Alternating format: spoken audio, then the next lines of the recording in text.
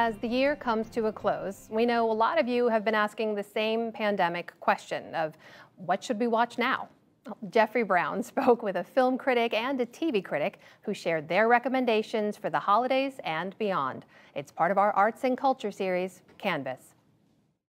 This year brought a deluge of new viewing choices. I'm joined here in the studio by Ann Hornaday, film critic for The Washington Post and author of Talking Pictures, How to Watch the Movies.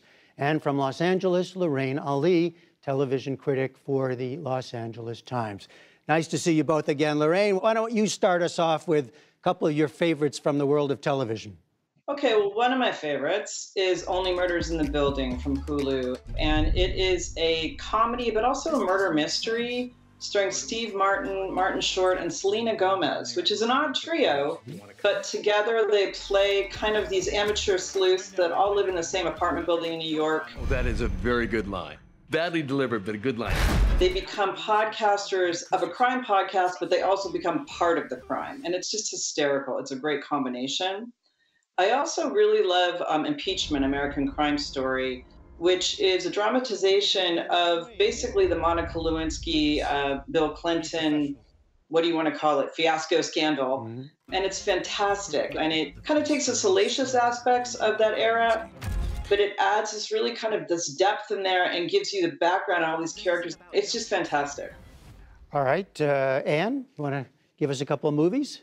Sure. I mean, I'll start with one that we saw earlier this year that was one of the most ecstatic theatrical experiences I had, which are still rare, but it's the documentary Summer of Soul, or When the Revolution Could Not Be Televised. It is the directorial debut of Questlove. I know that one well, because I got to talk to him. Oh, lucky. So you know what an ecstatic experience this was. And it's a great film because it's not only preserving a wonderful moment, which is the Harlem Cultural Festival in 1969 that involves so many absolutely fantastic performances, but then Questlove layers in commentary, present-day commentary, and reminiscences of people who were there. That concert took my life from black and white into color. To create a really wonderfully layered work of art.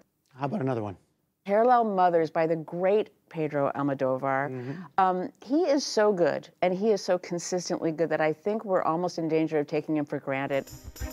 This is another fantastic Circean melodrama starring Penelope Cruz, Almodovar's muse, as one of two mothers who give birth on the same day, and then drama ensues. And he manages to get these lurid, gorgeous production values that we have come to expect from him and weave them together with much deeper themes about memory, personal history, political history, that feel very much of a piece with our moment right now when people have had time to kind of reflect on their own pasts.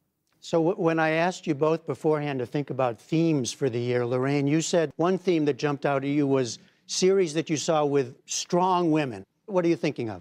Incredibly fierce women. Fierce women. More like it. Fierce women, yes. Ladies and gentlemen. First series that comes to mind is Hacks from HBO Max. And it is a half-hour comedy again. It's starring Jean Smart as an aging comedian in Vegas who's kind of doing the Vegas circuit. Popular, but she's not as funny as she used to be. She's paired up with a Gen Z comedy writer who's been canceled because she's so raw and so rough in her comedy. And the two of them together try and revive her career, basically. But it's kind of a generational look at how women have been treated in the comedy world and the entertainment world. It's really fantastic, and it's got a kind of a depth in it and some messages about feminism then and now.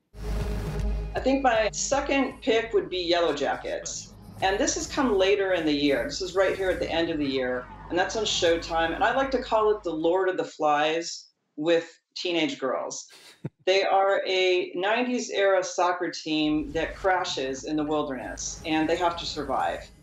And it is basically how these girls' personalities come out and what they have to do to survive. We agreed, say no more than we have to. And it's just a thriller, it's a mystery, but it's also kind of this generational look at how incredibly strong these women were and the price they've paid for being that strong. And I just love it. One thing that jumped out at you, Ann, was movie musicals this year. They're back. Who They're knew? back. Musicals.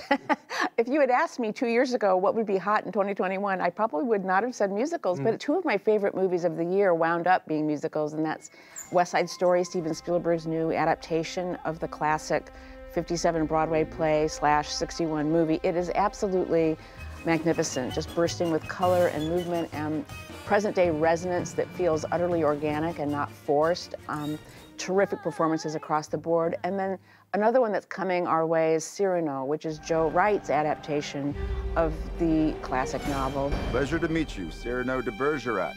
This features Peter Dinklage in the title role, and he just has so much soul, and the production is just full of so much passion and vision and poignance that you have this one kind of classic American musical and then one that's kind of taking it in a different direction, which I thought boded quite well for the form. I can't resist asking you both. I always love to just ask if there's some hidden gem that you loved this past year that didn't get enough attention. Lorraine, Ali, let me start with you. What would that be? My favorite hidden gem is We Are Lady Parts, which was on Peacock, which is really kind of a hidden gem of a streamer as well. Here's a little something we thought you might like. It is a limited series out of Britain, and it is about an all-female Muslim punk rock band. It basically plays with tropes about rock and roll and punk rock, and it also busts up stereotypes about Muslims at the same time. And they have an album out as well, and the lyrics, this album, are just, they are hysterical and they are funny, and they kind of bust open these taboos about women, Muslim women, about women who cover, and the imagery is fantastic. Ann Hornaday, hidden gem? Well, one I'd love to lift up is a movie called Coda, which was the big hit out of Sundance. It is directed by Sean Hayter, and it's about a young woman, senior in high school, who is facing her future and wants to kind of bust out of her small town and her family. In this case, she's the only hearing member of a deaf family. It's kind of a throwback to that wholesome coming-of-age movie that a lot of us probably grew up with and worried that Hollywood doesn't make so much anymore. And to me, this just proves that, again, that genre is strong and can be strong if it gets the support it deserves. All right, some of the best TV and films from 2021. Lorraine Ali, Ann Hornaday, thank you very much. Thank you. Thank you.